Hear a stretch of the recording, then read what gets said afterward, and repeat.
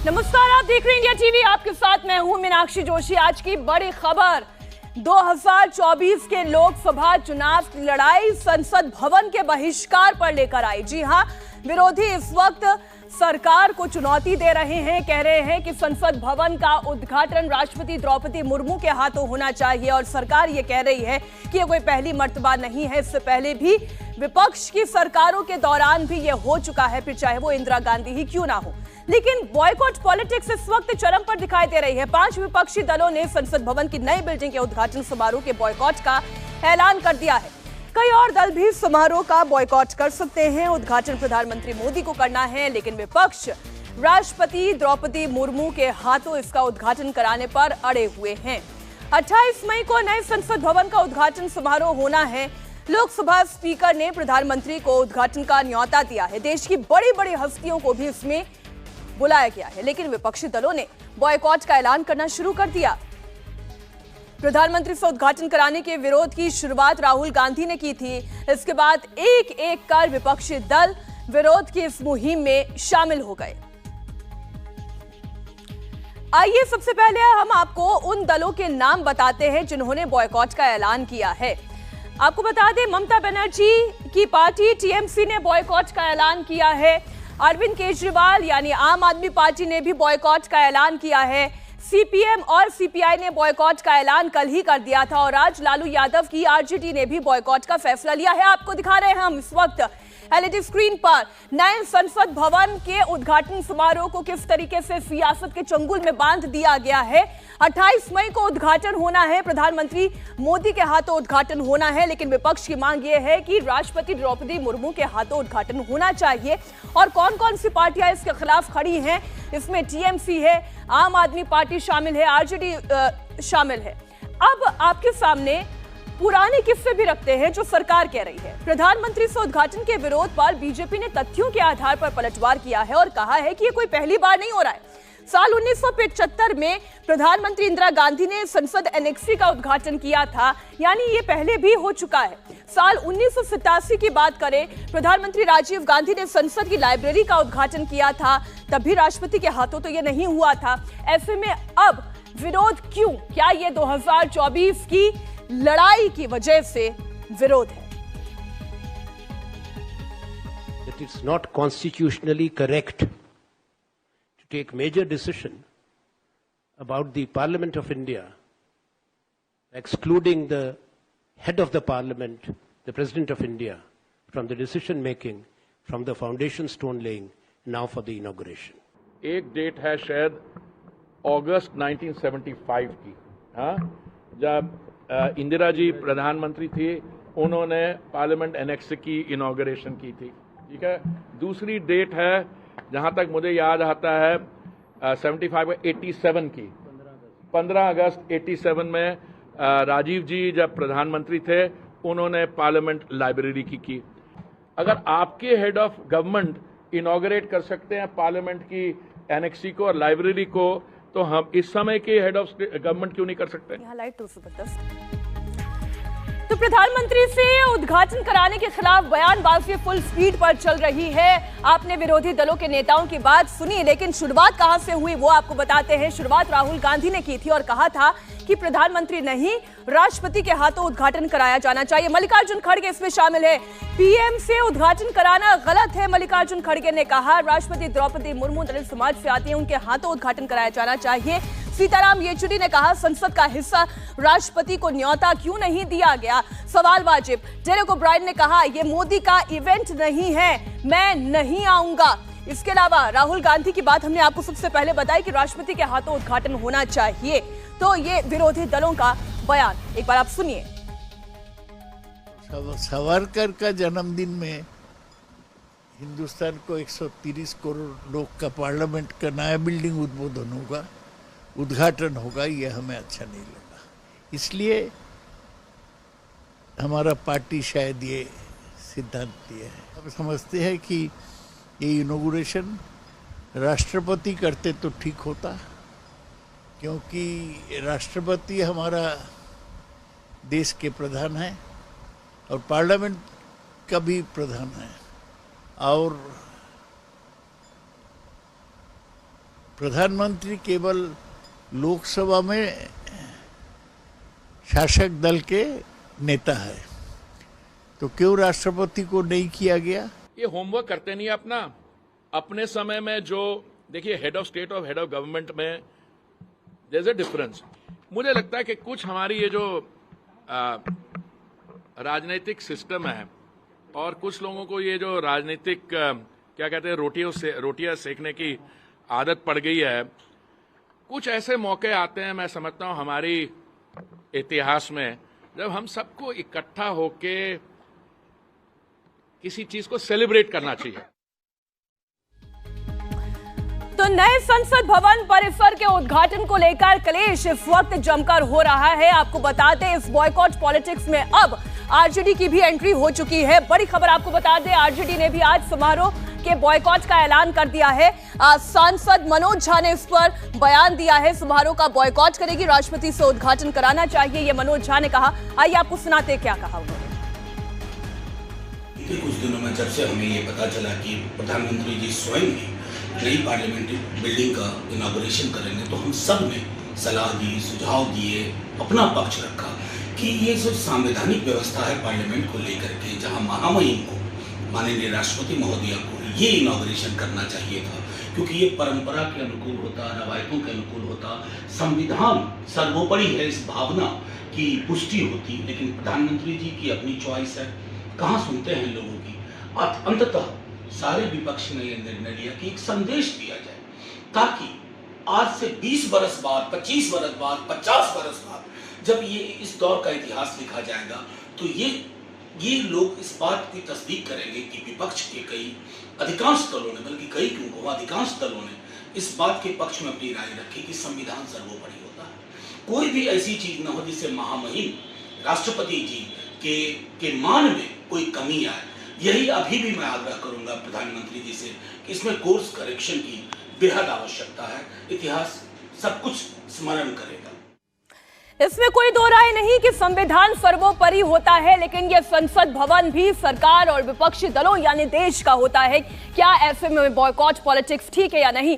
बहरहाल उद्घाटन की तारीख तय हो चुकी है और उद्घाटन में किस किस को न्योता दिया गया है ये अब आपके सामने रखते हैं। बड़ी बड़ी हस्तियों को निमंत्रण दिया गया है। इसमें लोकसभा सांसद, राज्यसभा सांसद, जितने प्रदेश उनके मुख्यमंत्री, पूर्व लोकसभा स्पीकर, पूर्व राज्यसभा चेयरमैन और सभी मंत्रालयों के प्रमुखों को इसमें बुलाया गया है। इसके अलावा रतन टाटा, फिल्म स्टार्स, खिलाड़ी, दिग्गज हस्तियां, बड़े बड़े जो चेहरे हैं हमारे देश के, उन्हें इसमें निमंत्रण दिया गया है। देश की वो तमाम बड़ी हस्तियां इस उद्घाटन समारोह में शामिल होंगी, जिसमें बड़े बिजनेसमैन हैं, फिल्म स्टार हैं, खिलाड़ी हैं, दिग्गज हस्तियां इसमें शामिल होंगे और साथ ही लोकसभा सांसद, राज्यसभा सांसद, सभी प्रदेशों के मुख्यमंत्री, पूर्व लोकसभा स्पीकर और साथ ही पूर्व राज्यसभा चेयरमैन के अलावा मंत्रालयों के सेक्रेटरीज को भी उद्घाटन समारोह में निमंत्रण दिया गया है। लेकिन फिर भी सियासत है कि रुकने का नाम नहीं ले रही है। देवेंद्र पराशर, पॉलिटिकल एडिटर, हमारे साथ लाइव जुड़ गए हैं। देवेंद्र, ऐसा लग रहा है कि 2024 की ये लड़ाई इतनी महत्वपूर्ण हो गई है कि ये पूरी तरीके से बॉयकॉट पॉलिटिक्स पर ही केंद्रित हो गई है। फिर चाहे वो प्रधानमंत्री नरेंद्र मोदी का विदेशों में सम्मान होना हो या फिर ये अब नया मसला जो खड़ा हो गया है संसद भवन का उद्घाटन। या बिल्कुल, और सीधे सीधे विपक्ष की उसी रणनीति का हिस्सा दिख रहा है कि वो हर चीज जिससे प्रधानमंत्री नरेंद्र मोदी को कोई श्रेय मिल सकता हो, उनकी वाहवाही हो सकती है, उस पर विवाद खड़ा किया जाए ताकि उनकी जो लोकप्रियता का ग्राफ है उसमें किसी प्रकार से इरोजन किया जाए, उसमें क्षरण कराया जा सके। और आपने देखा कि पार्लियामेंट में जिस दिन फाउंडेशन रखा गया था तब, जिस दिन उसके नेशनल एम्ब्लेम को पार्लियामेंट की बिल्डिंग के ऊपर स्थापित किया गया था तब, और अब जबकि बिल्डिंग का इनॉग्रेशन किया जा रहा है तब लगातार इस बात को लेकर एक विवाद पैदा करने की कोशिश की गई। इस बार ये मसला इस लिहाज से भी और ज्यादा उछाला जा रहा है क्योंकि देश की महामहिम राष्ट्रपति द्रौपदी मुर्मू क्योंकि ट्राइबल कम्युनिटी से आती हैं, तो वहां पर उनको एक नया एंगल मिल रहा है ये आरोप लगाने का कि ट्राइबल नहीं। लेकिन देवेंद्र, मुझे एक बात बताएं कि जब द्रौपदी मुर्मू के नाम का चयन हुआ था कि वो एनडीए की कैंडिडेट होंगी, प्रेसिडेंशियल कैंडिडेट होंगी, तब क्या वो दलित समाज से आने वाली, क्या वो आदिवासी समाज से आने वाली, क्या वो महिला समाज का प्रतिनिधित्व करने वाली जो कि सबसे निचले छोर पर है, वो उसकी कैंडिडेट नहीं थी, तब उनका विरोध करना क्या सही था?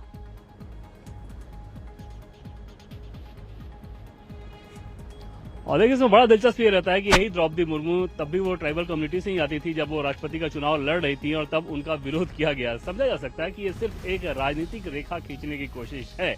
दूसरी तरफ सत्ता पक्ष के लोग ये बता रहे हैं कि किस प्रकार से पार्लियामेंट एनेक्सी का बिल्डिंग उसका फाउंडेशन तो रखा था महामहिम राष्ट्रपति ने, तब तत्कालीन महामहिम राष्ट्रपति ने, लेकिन इनॉग्रेशन इंदिरा गांधी ने किया।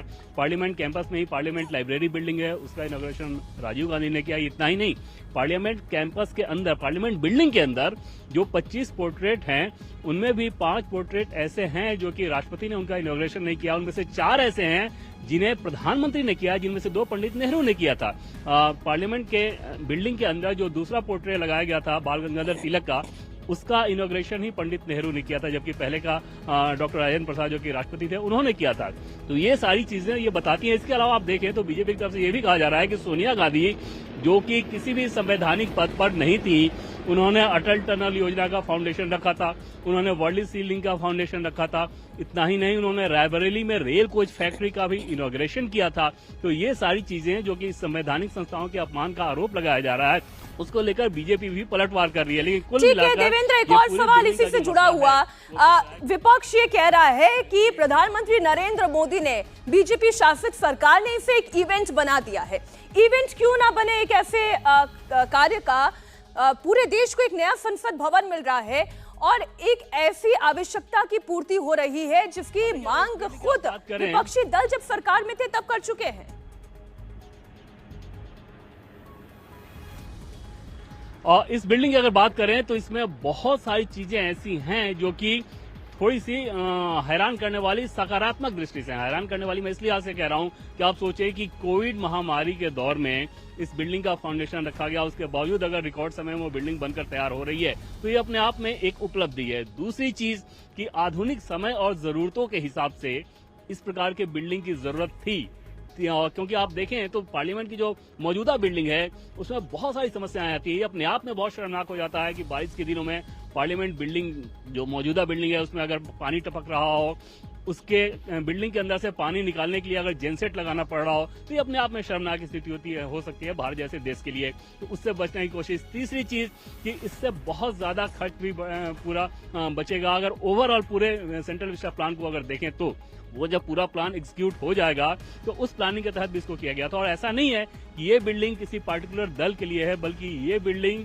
देश की संसद है जिसमें सत्ता पक्ष और विपक्ष सभी सांसद बैठेंगे और जो भी चुनी हुई सरकार होगी उस सरकार के मंत्रियों का इसमें दफ्तर भी होगा। जैसे राज्य मंत्रियों का दफ्तर होना ऐसा नहीं होता है कि, या केंद्रीय मंत्रियों का दफ्तर होना ऐसा नहीं होता है कि वो सिर्फ मंत्रियों के लिए फायदेमंद होता है, बल्कि सभी सांसद जाते हैं उन मंत्रियों के पास जिसमें विपक्षी सांसद भी होते हैं, अपनी क्षेत्र की समस्याओं को लेकर वहां पर उनका अपना काम कराते हैं। मौजूदा बिल्डिंग में किसी भी राज्य मंत्री का कोई दफ्तर नहीं था, इस बार सभी राज्य मंत्रियों का दफ्तर होगा। सांसदों का अपना कोई दफ्तर नहीं। अब संसद विधायी कार्य में भाग लेते हैं और उनको सवाल पूछना होता है, तमाम विधायी कार्यों पर चर्चा करने के लिए उनको बहुत तैयारी करनी होती है। लेकिन विरोध देखिए एक और मुद्दे पर हो रहा है देवेंद्र, और वो विरोध है तारीख को लेकर। क्यों विनायक दामोदर सावरकर के जन्मदिन पर इसका उद्घाटन किया जा रहा है? क्या इसके पीछे भी कोई सरकार की रणनीति है? उसमें जब बिल्डिंग बनाई जाएगी उसमें सांसदों का भी दफ्तर होगा। कुल मिलाकर प्रधानमंत्री नरेंद्र मोदी की कोशिश रही है आधुनिक समय और जरूरतों के हिसाब से नई संसद भवन की बिल्डिंग को तैयार किया जाए, लेकिन विपक्ष अपनी राजनीतिक तर्ज पर विवाद भी पैदा कर रहा है। समझा जा सकता है कि अगले साल अगर लोकसभा चुनाव हैं तो विपक्ष ऐसा क्यों न करें। वो हर एक मसले पर ये चाहेंगे कि किसी न किसी तरीके से प्रधानमंत्री नरेंद्र मोदी की कही हुई कोई बात हो या उनका कोई एक्शन हो, उनकी कोई उपलब्धि हो, उस पर विवाद पैदा कर दिया जाए। ठीक है देवेंद्र, आप रहिए हमारे साथ। जिस नए संसद भवन के उद्घाटन पर सियासत हो रही है, वो नया पार्लियामेंट कितना हाईटेक है और कितनी हाईटेक तकनीक से लैस है, आइए वो भी आपको बताते हैं एक ग्राफिक्स के जरिए कि आधुनिकता की पराकाष्ठा है इसमें। नई राज्यसभा में 884 सीटिंग कैपेसिटी है, नई लोकसभा में 888 सीटिंग कैपेसिटी है। विजिटर्स गैलरी में कुल 336 लोग बैठ सकते हैं, इतनी क्षमता है। आपको बता दें, चाहे कॉमन रूम हो, चाहे लाइब्रेरी हो, विजिटर्स लाइब्रेरी की हमने बात की, गैलरी की बात की, ज्वाइंट सेशन में 1272 सांसद बैठ सकेंगे और ऑफिसर कर्मचारियों के लिए हाईटेक दफ्तर इसमें शामिल है। कैफे डाइनिंग एरिया पूरी तरीके से हाईटेक है। आपको बता दें जो कमेटी की मीटिंग रूम्स हैं वो भी हाईटेक तैयार किए गए हैं। संजय राउत अब विरोध की इस लड़ाई में कहां पर खड़े होते हैं, उन्होंने क्या बयान दिया, आइए वो भी आपको सुनाते हैं। ना आरएसएस ना बीजेपी का कोई रिश्ता है ये बनाने में, या वहाँ का जो ऐतिहासिक और क्रांतिकारी काम हुआ है उसमें बीजेपी का और आरएसएस का कोई काम नहीं। तो एक नया इमारत बना के सिर्फ एक ऐसा हम कोनशिला लगाएंगे inaugurated by prime minister Narendra Modi, इसके लिए खर्चा हुआ है। लेकिन वो भी ठीक है, लेकिन देश के राष्ट्रपति इस राष्ट्र के संविधान की प्रमुख है। देश की हमारी राष्ट्रपति जो एक आदिवासी महिला है वो पार्लियामेंट की कस्टोडियन है। आप उनको नहीं बुला रहे, उनको निमंत्रित नहीं कर रहे, उनके हाथों से नए संसद भवन का उद्घाटन करना ये प्रोटोकॉल है, लेकिन आप नहीं कर रहे हो।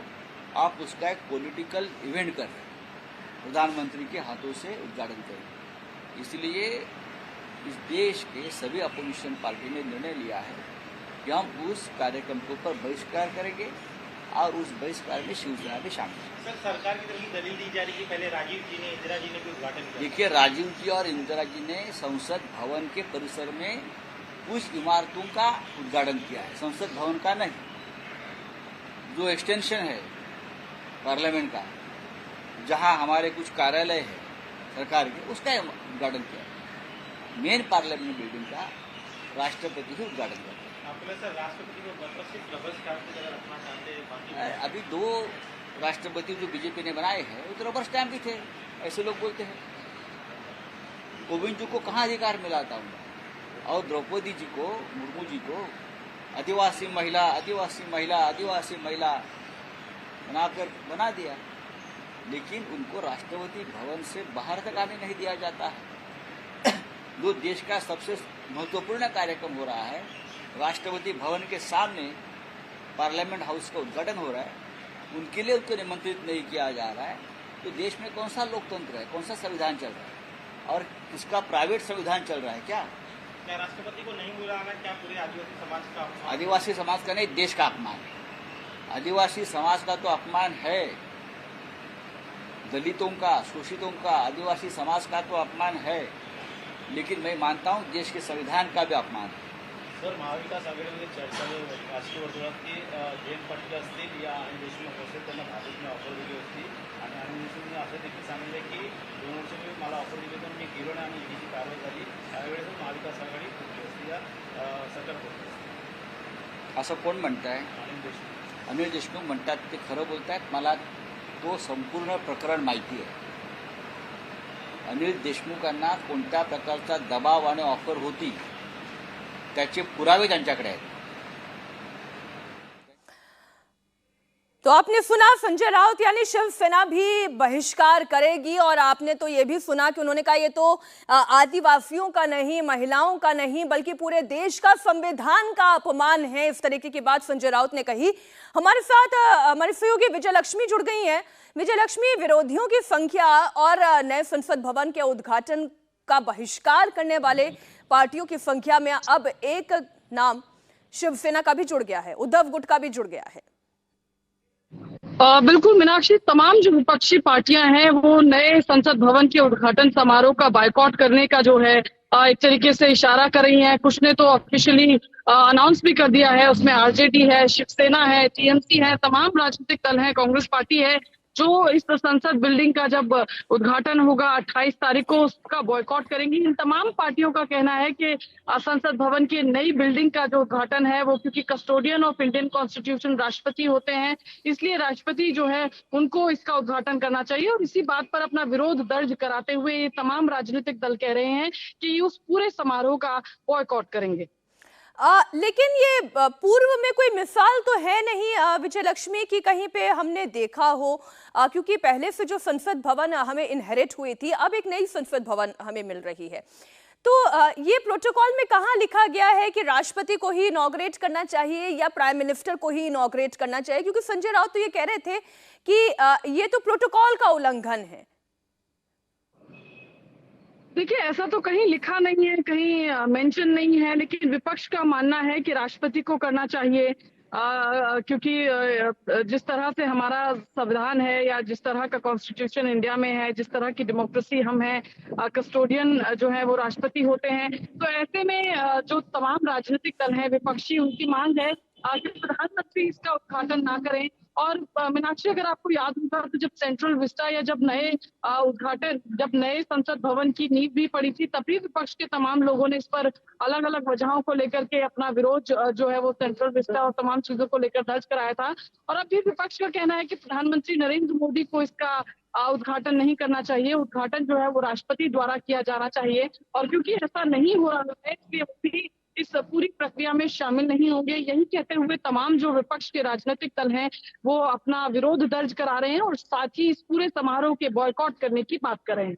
बहुत शुक्रिया विजय लक्ष्मी आपका। तो इस वक्त की बड़ी खबर आपको एक बार फिर बता दें कि शिवसेना का उद्धव गुट भी इस बॉयकॉट पॉलिटिक्स में आके शामिल हो चुका है। आरजेडी ने भी आज ही, मनोज झा का हमने आपको बयान बताया, उन्होंने भी बॉयकॉट करने की बात कही। इससे पहले शुरुआत राहुल गांधी ने कही, कांग्रेस ने कहा कि उद्घाटन होना चाहिए राष्ट्रपति द्रौपदी मुर्मू के हाथों। इंडिया टीवी हर वक्त हर जगह डाउनलोड करने के लिए सर्च करें India TV news Google play store या ऐप स्टोर पर।